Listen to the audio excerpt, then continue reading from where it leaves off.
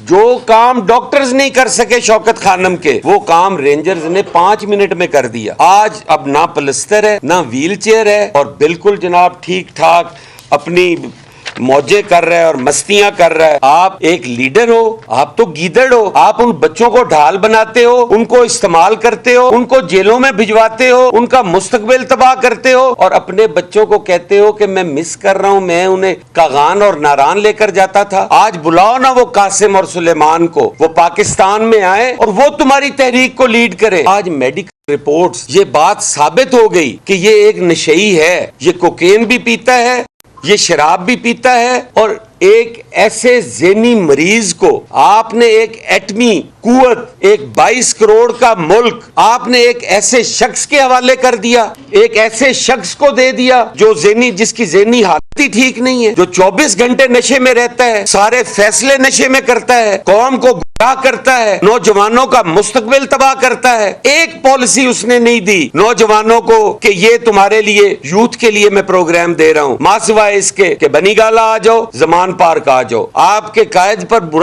وقت ہے، آپ کے قائد مشکل حالات میں ہے، آپ کے قائد کو مارنا چاہتے ہیں، لے اب کوئی بندہ بھی نہیں ہے، اور میں دیکھتا ہوں نا وہ مرتا ہے۔ مرنا اس نے تب ہی ہے جب اس کی موت آنی ہے، کوئی ایسی موت نہیں آنے والی کہ کوئی اسے مارے گا۔ جو اپنے ضمیر کے ہاتھوں مرا ہوا ہے اس کو کس نے مارنا ہے؟ اب جیل سے باہر جو بھی آتا ہے وہ کہتا ہے میں بچوں کو بڑا مس کر رہا ہوں، مجھے بچے بڑے یاد آ رہے ہیں، میرے والدین کو میری ضرورت ہے، میرا ٹائم جو ہے وہ میری فیملی کا ٹائم تھا، وہ میرا ٹائم ضائع ہو رہا ہے۔ او بھائی، تمہیں اس وقت خیال نہ آیا جب تم نے ماؤں سے بچے چھین کر ان کے سامنے کھڑے کر دیے، جو باپ کو بھی کہتے تھے کہ ایبسلوٹلی ناٹ، میں کوئی غلام ہوں، میں کوئی نوکر ہوں تمہارا۔ آپ نے بدتمیزی کے وہ مینار کھڑے کر دیے، آپ نے اس قوم کو اس انارکی میں پھنسا دیا کہ آج وہ نکلنے کا نام نہیں لے رہے، آج وہ نکل نہیں پا رہے، آج وہ طرح طرح کی مصیبتوں میں گھرے ہوئے ہیں۔ آج ہمیں انتہائی دکھ کے ساتھ، میں ابھی ایک بچے کی ملاقات کرنے گیا ہوں، انتہائی دکھ کے ساتھ یہ کہنا پڑتا ہے کہ وہ ماں باپ، بزرگ ماں باپ جن کو آپ کے ماں باپ کو آپ کا ٹائم چاہیے نا، وہ ماں باپ آج تھانوں اور عدالتوں کے باہر رول رہے ہیں، ان کو ان کے بچوں سے ملنے نہیں دیا جا رہا۔ وہ شریف شہری جو شریف آدمی کی طرح زندگی گزارے تھے، آج ان پر دہشت گردی جیسے سنگین مقدمات کا وہ سامنا کر رہے ہیں۔ اور وہ کون سی قوم آپ نے پیدا کر دی؟ ایک طرف قوم کا یہ حال ہے کہ ان کے بچے تھانوں اور جیلوں میں رول رہے ہیں، اور دوسری طرف آپ ان کے زخموں پر نمک چھڑکنے کے لیے کہتے ہیں کہ میں اپنے بچوں کو بڑا مس کر رہا ہوں، میں اپنے بچوں کو بڑا مس کر رہا ہوں۔ ان کی تصاویر ٹویٹ کر کے کہتے ہیں کہ میں اس سیزن میں انہیں کاغان ناران گلی لے کے جایا کرتا تھا۔ یار کتنے شرم کی مقام بات ہے یہ۔ آپ ایک لیڈر ہو، آپ تو گیدڑ ہو، آپ ان بچوں کو ڈھال بناتے ہو، ان کو استعمال کرتے ہو، ان کو جیلوں میں بھجواتے ہو، ان کا مستقبل تباہ کرتے ہو، اور اپنے بچوں کو کہتے ہو کہ میں مس کر رہا ہوں، میں انہیں کاغان اور ناران لے کر جاتا تھا۔ آج بلاؤ نا وہ قاسم اور سلیمان کو، وہ پاکستان میں آئے اور وہ تمہاری تحریک کو لیڈ کریں، پھر ہم بھی کہیں گے کہ واقعی یہ حقیقی آزادی چاہتا ہے، واقعی یہ پاکستان کے اندر انقلاب چاہتا ہے، اور واقعی اس کو یہ سارا کچھ جو ہے وہ سہولتیں ملنی چاہیے، کیونکہ یہ تو ایک بہت بڑا لیڈر ہے۔ یہ اس کو تو یقیناً ہمیں چاہیے ساری قوم کو کہ اس کے ساتھ کھڑے ہوں، یہ تو بڑی تبدیلی لانا چاہتا ہے، لیکن تمہارے تو عزائم یہ ہیں کہ تم لوگوں کے بچوں کو مروا کر اپنے بچوں کو کاغان ناران لے جانے کی بات کرتے ہو۔ اور ہم کہتے رہے اور ہمارے میڈیا کے دوست ہمیشہ ٹاک شوز کے اندر بھی اور ویسے بھی، وہ جب نشئی کا لفظ آتا تھا تو وہ ایک بیپ سی آگے آ جاتی تھی کہ انہیں نشئی مت کہو، اس کو آپ نہیں، وہ مناسب نہیں ہے. لیکن آج میڈیکل رپورٹس یہ بات ثابت ہو گئی کہ یہ ایک نشئی ہے، یہ کوکین بھی پیتا ہے، یہ شراب بھی پیتا ہے، اور ایک ایسے ذہنی مریض کو آپ نے ایک ایٹمی قوت، ایک 22 کروڑ کا ملک آپ نے ایک ایسے شخص کے حوالے کر دیا، ایک ایسے شخص کو دے دیا کہ جو جس کی ذہنی حالت ہی ٹھیک نہیں ہے، جو 24 گھنٹے نشے میں رہتا ہے، سارے فیصلے نشے میں کرتا ہے، قوم کو گمراہ کرتا ہے، نوجوانوں کا مستقبل تباہ کرتا ہے.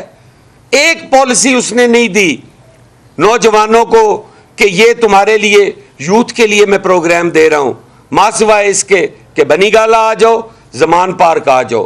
آپ کے قائد پر برا وقت ہے، آپ کے قائد مشکل حالات میں ہے، آپ کے قائد کو مارنا چاہتے ہیں. لے اب کوئی بندہ بھی نہیں ہے، اور میں دیکھتا ہوں نا وہ مرتا ہے. مرنا اس نے تب ہی ہے جب اس کی موت آنی ہے. کوئی ایسی موت نہیں آنے والی کہ کوئی اسے مارے گا. جو اپنے ضمیر کے ہاتھوں مرا ہوا ہے اس کو کس نے مارنا ہے؟ اور میں یہاں پر پھر اپنے اداروں کو سلام پیش کرتا ہوں. 6-7 ماہ سے ایک بندہ ٹانگ کے اوپر پلستر لگا کر ویل چیئر کی زینت بنا ہوا تھا، مارا پھر رہا ہوتا تھا. 1 سیکنڈ کے اندر رینجرز نے اٹھایا، آج تک نہیں بیٹھا، بھاگا پھر رہا ہے، دوڑے لگا رہا ہے، اور وہ ٹانگ بھی ٹھیک ہو گئی ہے. کوئی میڈیکل رپورٹ میں نہیں ہے کہ اس کو کوئی بلٹ لگی ہے یا کسی بلٹ کا کوئی ٹکڑا لگا ہے، بالکل ٹھیک ہے.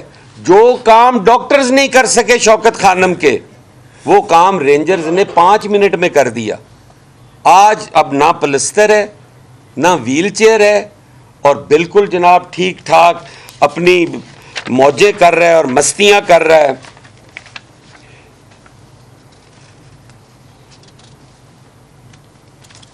ایک چیز عرض کرنا چاہتا ہوں کہ میں نے کئی جگہ پر دیکھا کہ بی بی شہید کی تصاویر کے ساتھ پی ٹی آئی کی کچھ خواتین کی تصویریں جوڑ کر، اور کہا جا رہا تھا جی کہ کل وہ جیل میں تھیں اور آج یہ جیل میں ہیں، اور ان پہ بھی تھا اور ان پہ بھی برا ٹائم ہے، تو یہ بھی ایک جدوجہد کر رہی ہیں. میں ایک چیز پوری قوم کو بتانا چاہتا ہوں کہ بی بی شہید کی ایک سیاسی جدوجہد تھی. بی بی شہید نے جیلیں بھی کاٹی، بی بی شہید نے لاشیں بھی اٹھائی، لیکن نہ ان کی آنکھ سے آنسو نکلا، نہ ان کا جذبہ کہیں پہ بھی لرزا، نہ ان کی آواز میں کوئی خوف تھا، نہ گھبراہٹ تھی، بلکہ انہوں نے اپنے کارکنوں کی لاشیں بھی اٹھائیں. اگر ہمارے ایک ایونٹ کے اوپر 300 لاشیں اٹھی پاکستان پیپلز پارٹی کے جیالوں کی، بی بی پہ جان لیوا حملے ہوئے، لیکن دوسرے دن شہید محترمہ بینظیر بھٹو صاحبہ اپنے کارکنوں کے گھروں میں گئی، ہسپتالوں میں گئی، ان کی تیمارداریاں کی، ان کے شہید ہونے والے بچوں کے والدین کے ساتھ اظہار افسوس کیا، اظہار ہمدردی کی، اظہار یکجہتی کی. سارے روکتے رہے کہ بی بی آپ نہ جائیں، آپ کی جان کو خطرہ ہے. تو انہوں نے کہا نہیں، میں نے جانا ہے.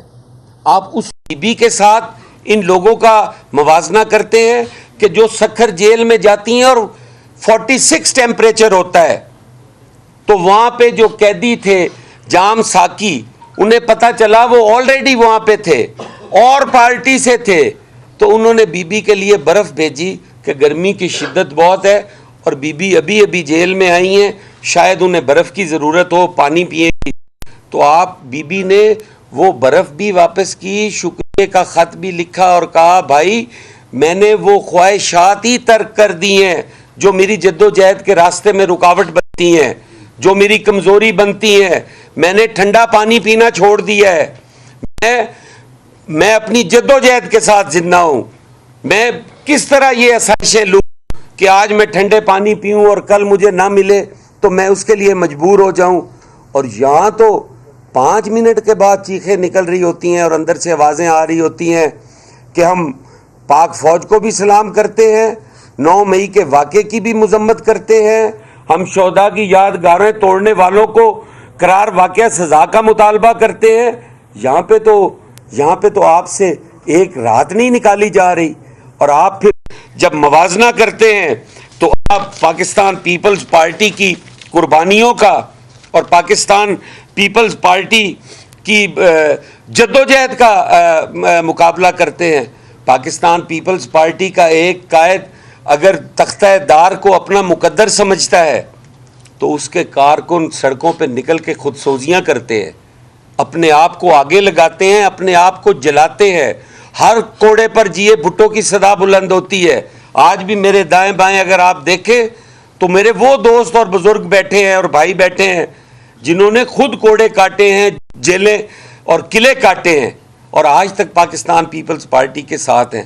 آپ کو تو ڈوب مرنا چاہیے، آپ کی ضمانت ہوتی ہے، آپ کا مچلکا دیا جاتا ہے، آپ کے گھر کا ملازم جا کے کہتا ہے جی میں ضامن کوئی نہیں، میں ملازم ہاں، میرا مچلکا واپس کرو۔